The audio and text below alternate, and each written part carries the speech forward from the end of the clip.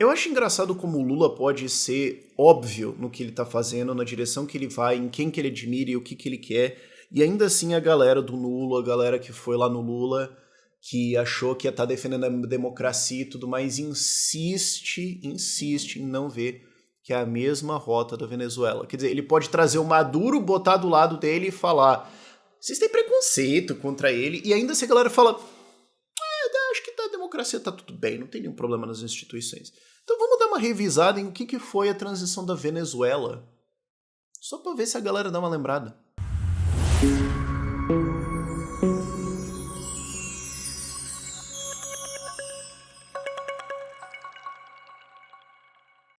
E assim, a gente tem que entender, a gente que entende isso que tá acontecendo, tem que entender que quem foi de nulo, quem foi de Lula em defesa da democracia, etc., vai estar muito sujeito a fraqueza humana que todos nós temos, que é a dificuldade de você admitir um erro, que é a dificuldade de você olhar para alguma coisa e falar: fiz cagada.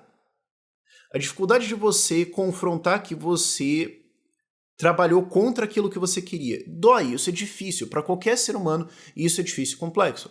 E você ficar xingando essas pessoas, por mais que dê vontade de ficar xingando esse pessoal de burro o dia todo e falar: seu absoluto animal. Por mais que dê vontade, a gente tem que entender que não adianta muito. E que a gente precisa explicar essas coisas para as pessoas com calma e trazê-las de volta. Então, assim, o que aconteceu na Venezuela? Parece que as pessoas querem ver, assim, para entender que o Lula quer fazer uma ditadura venezuelana, parece que as pessoas querem ver, assim, como foi o Castilho lá no Peru. O cara vai na TV com um papelzinho e lê e fala: estou destituindo a Assembleia, estamos fazendo não sei o quê, está com estado de exceção, vai ser assim, assim, agora eu mando nisso tudo. Parece que os caras querem um anúncio de golpe assim, com uma placa atrás de neon piscando. É golpe! Menos que isso o pessoal fica tipo: acho que é democracia. Agora, o método venezuelano e o que foi tentado fazer em vários países diferentes e que foi avançado no Brasil, vale lembrar, durante o Mensalão, durante o Petrolão, é você ir virando a chave devagar.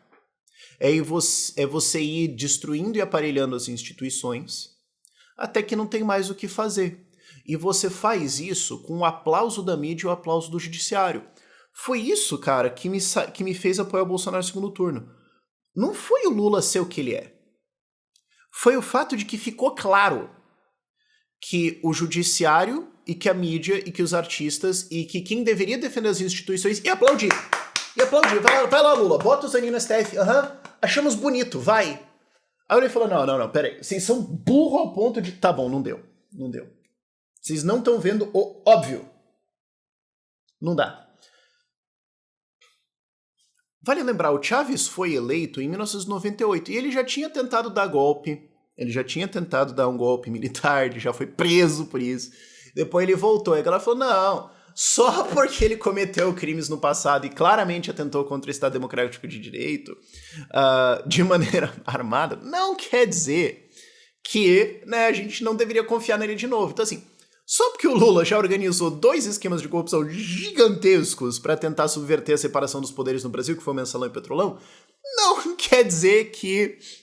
mesma coisa, ok? E ele entrou em 98 e ficou uns aninhos quietinho lá, antes de começar a sair da toca. Foi muitos anos depois que ele começou a perseguir mídia, que ele começou a fazer controle econômico da Venezuela para começar a se tornar um ditador, porque ele não tinha força institucional, porque ele não tinha o apoio todo que ele precisava para fazer isso. Mas a vontade estava lá. Então quando você vê o Lula que sai correndo para abraçar ditador para todo lado, sai correndo, cara.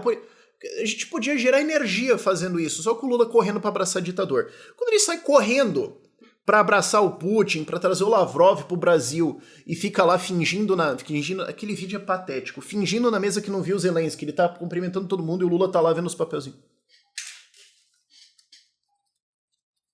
Quando ele faz essas coisas, quando ele traz o Maduro pro Brasil e fala: vocês não acham que todo mundo, vocês assim que devem achar que ele é uma pessoa ruim, vocês têm preconceito com a Venezuela, você vê esse cara Ele ama ditador. Ele realmente, no fundo do coração dele... A galera fica tentando ver, assim, uma razão estratégica, não sei o quê. Ele ama ditador. Ele vê ditador e fala, eu admiro esse cara e eu quero ser ele. A resposta é simples. Quando você vê aquela alegria, admiração no rosto dele, é porque ele admira esses caras, sendo malucos de direita, malucos de esquerda ou só malucos, ele admira esses ditadores. Por isso que ele vai lá e abraçava o Ahmadinejad, abraçava o Gaddafi, abraça o Putin, abraça o Maduro. Ele ama um autoritário. Gente, ponto final, é simples. O que separa ele desses autoritários, o que separa ele do Maduro, é que, assim como no começo do mandato do Chávez, ainda não tem aquele caldo institucional para ele começar a subir o calor forte pra caramba. Não quer dizer que ele não tá tentando. Uma das coisas da Venezuela que acho que quase todo mundo esquece é como o Chávez controlou comida na Venezuela. Isso é uma coisa que socialistas comunistas sempre vão pra cima, porque é o controle da base de tudo, certo? E às vezes a galera olha a Venezuela e pensa, pô, aquele verdão no mapa, pensa, deve ter comida sobrando aqui. Não, a Venezuela importa alimentos, porque boa parte do país não é hospitável, não tem produção agrícola. Então eles dependem muito de importação de alimentos, o que é dólar. Então quando o Chávez foi lá e controlou o mercado de dólar, e controlou quem compra e quem vende dólar, indiretamente ele controlou quem importa alimentos, quem vai poder ter participação em vender alimentos para a população e quem não vai. Indiretamente, então, colocando sob controle estatal comida. Então, quando você vê o Lula atacando o agro, falando, o agro é fascista, porque é um absurdo, e defendendo a MST e defendendo todas essas coisas, veja a mesma coisa. Ele tá puto com quem tem o controle de terras. Ele tá puto que o controle de produção de alimentos no Brasil não é partidário dele. Porque depois vão lá e exaltam o MST, porque o arroz... Veja o mesmo processo, só que a galera esquece desse. A galera lembra, por exemplo, do aparelhamento do judiciário. De como o Chávez expandiu a corte, colocou um monte de juízes lá e transformou na corte dele. E aí é fácil você ver isso no Brasil com as nomeações dele, especialmente agora que continua isso, em que tá saindo para todo lado que ele vai nomear o Zanin, o advogado pessoal dele. Eu acho que isso é uma coisa que balançou muita gente que ficou no Lula ou que foi de Lula. Ah, não, porque democracias e instituições, ele vai nomear o advogado pessoal dele pro STF. Que inclusive está em casos de gente que está no STF. Eu acho que até ajudou a galera a perceber isso. O Lewandowski sair do STF e ser contratado pela JBS, sendo que ele estava suspendendo a ação da JBS semanas antes quando ele estava no STF. Acho que a galera tem uma sacada no que aconteceu aqui. E agora vê o Zanin, pô, o cara tá trabalhando em um monte de casos, agora ele vai pro STF que vai julgar os casos dos caras que eram clientes dele. Não é óbvio. Não é óbvio o que tá acontecendo aqui, esse aparelhamento de judiciário. Eu acho que isso aí acordou uma galera. Mas também temos a perseguição de opositores, que é uma coisa que é clássica de ditaduras de esquerda. Não é só a Venezuela que fez isso. Daniel Ortega, por exemplo, antes da eleição, prende todos os opositores. Mas aqui não, para a esquerda só o Lula é preso político. Na Lava Jato, que não aconteceu, que daqui a pouco vão querer devolver o dinheiro para os bandidos. Na Lava Jato que não aconteceu, não existiu nada, o Lula foi preso. Ele é preso político. Agora, quando a Venezuela vai lá e prende os seus opositores, caça mandatos, destitui os caras... Quando a Nicarágua faz isso, aí não, aí tudo bem, aí é democrático. Então agora, e gente, tá sendo noticiado amplamente, não foi só a cassação do Deltan, cachorra como foi, inventando um negócio bizarro, mas é noticiado. Não, mas depois vão atrás do Moro, depois vão atrás da Zambelli, depois vão atrás do Nicolas, depois vão atrás de não sei o quê, depois vão atrás de não sei o quê. É noticiado assim, com uma normalidade. O plano do Alexandre de Moraes, o plano do Lula, o plano desses. Gente, normal, né? A notícia é quase assim... festa da uva trouxe tantas pessoas pra cidade, ai que bonito, não mais uma foto. Uma naturalidade assim... O que me leva à mídia. A gente já sabe que jornais são subservientes. É até um pouco chocante, recentemente, como eles fazem algumas criticazinhas assim, em coisas tipo o novo marco de saneamento, né? Algumas coisinhas assim, eles dão uma... Lula, mas aqui você está equivocado, né? Eu acho que você está sendo mal aconselhado. Eu até fico surpreso com isso, porque eu imaginava que os caras iam defender tudo. Mas você viu o negócio claramente no PL 2630, que era o PL da censura, que não podia chamar de PL da censura, inclusive, né? Como é que tá o Brasil? Não podemos criticar. Não, mas tá bom, não podemos criticar.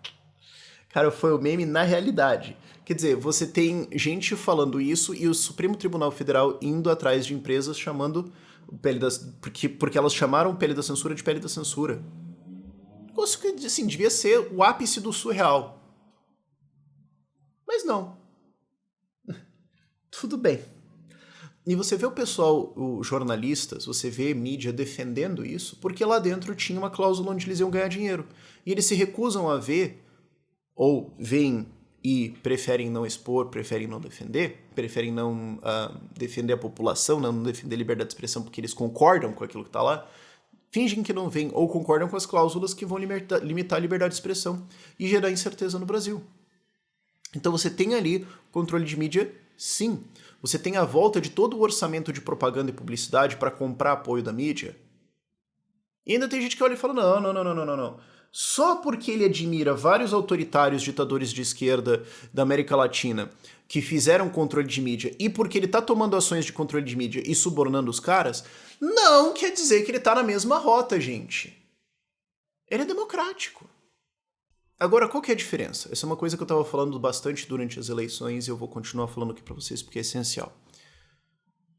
Qual é a diferença entre a Venezuela e o Brasil? A diferença é instituições e oposição. A Venezuela tinha muito menos instituições do que o Brasil. Tinha muito menos força institucional, tinha muito mais vulnerabilidades. Por exemplo, era muito fácil para o Chávez controlar o mercado de dólar e, com isso, controlar o mercado de importação de alimentos e, assim, controlar a parte de alimentação da população. Isso era uma fraqueza que ele conseguiu explorar. A Venezuela era muito mais um deserto institucional do que o Brasil. O Brasil tem instituições, às vezes, muito disfuncionais, mas tem, e especialmente aquelas que não são de Estado. Nós temos instituições da sociedade civil, nós temos instituições da população, nós temos várias organizações, nós temos várias estruturas diferentes que permitem que a gente se organize, que a gente se mobilize. E a gente precisa fazer isso. A gente não pode cair no... mas, poxa, vai demorar muito. Mas eu não sei quando. E a gente não pode cair no derrotismo ou no... acabou. Porque, em parte, é isso que aconteceu com a oposição venezuelana. Eles entraram numa ideia de vamos boicotar eleições porque isso vai expor para o mundo o que está acontecendo. O Chávez falou, vocês vão me dar todos os assentos então? Obrigado. Ganhou tudo, mudou a Constituição e acabou. O que aconteceu foi que a oposição não fez um trabalho tão bom assim. Muitas vezes se omitiram. Muitas vezes entraram em derrotismo. E não usaram o pouco que eles tinham para fazer resistência. A gente precisa. A diferença é que nós temos, na sociedade civil organizada, estruturas de resistência. E a gente precisa usar isso. Se a gente se omitir, ou se a gente entrar só no derrotismo de acabou, já vai virar ditadura, já era, tudo mais, esquece, que é um comportamento que eu simplesmente não entendo e para mim é a coisa mais irritante que já foi concebida no universo, é o cara que entende o problema e não, ao invés de fazer alguma coisa sobre, ele trabalha para ativamente desmoralizar e desmotivar todo mundo que pode fazer uma resistência contra. Quer dizer, o cara trabalha contra sabendo que ele devia... É um negócio surreal. Se a gente só cair nisso, eles ganham. A gente precisa se mobilizar contra. Então a gente precisa expor isso, a gente precisa explicar isso de novo. A gente precisa ensinar para as pessoas que estão no meio, que não estão entendendo o que está acontecendo, que não estão prestando atenção, que não lembram o que aconteceu na Venezuela, porque às vezes são muito novas. Cara, para pensar que, assim, o Mensalão foi o quê? 2005, 2006. A galera que tá votando hoje nasceu depois disso. A gente precisa voltar a explicar isso de novo. A gente precisa voltar a explicar a Lava Jato de novo. Eu já tô vendo que vou ter que fazer uma série aqui explicando o que foi a Lava Jato. Porque tem gente que vai votar em 2026 que nem lembra o que aconteceu. Que em 2014, 15, 16 estava com 5, 6 anos de idade comendo terra. Aí vai precisar explicar tudo de novo pra galera que vai votar lá na frente. A gente precisa fazer essa mobilização toda e a gente precisa estar na rua.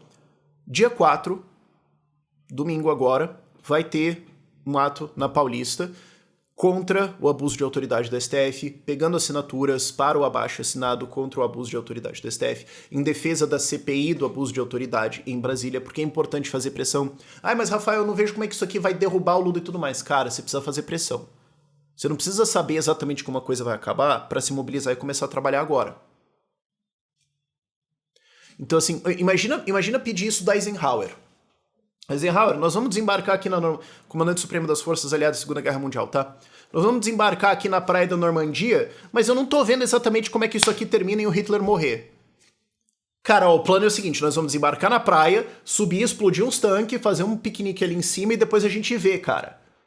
Mas só porque você não vê exatamente como é que a coisa vai terminar, onde é a data, não quer dizer que você não vai desembarcar na Normandia. Vamos pra cima dos caras, bicho.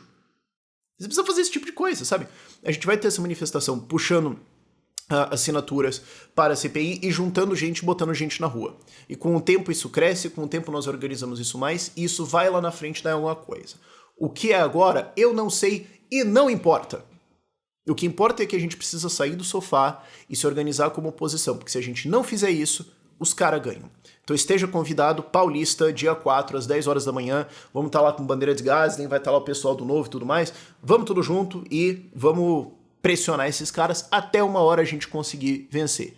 Não sei exatamente como é que vai ser, não sei quais são os passos, mas eu sei que a gente precisa estar junto e presente. Isso é um bom começo e a partir daí a gente vê. Por esse vídeo é isso. Tchau, tchau.